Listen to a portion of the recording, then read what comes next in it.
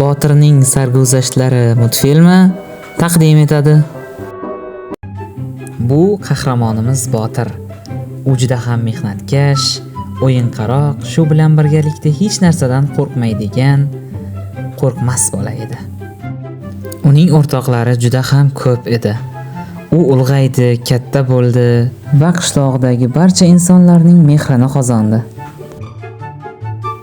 Bir kuni uning qushchasi kelib, qishloqda qora dev kezib yurganini aytdi. Qishloq ahli bundan juda ham qo'rqdi, tahlikaga tushdi.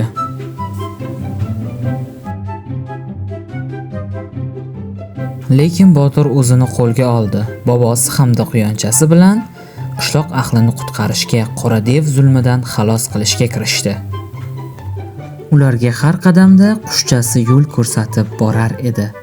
Va nihoyat ular qora devning makoniga yetib kelishdi. U yerda qora zulmat hukmron edi, lekin bundan Botir hech ham tahlikaga tushmadi. Devga kimligini ko'rsatib qo'ydi, darhol qishloqdan ketishligini aytdi.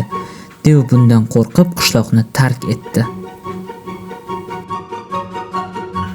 Qahramonlarimiz xursand holda qishloqlariga qaytishdi.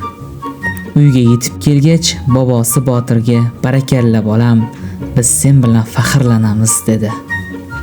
Qishloq ahli yana baxtli hayot kechira boshladi.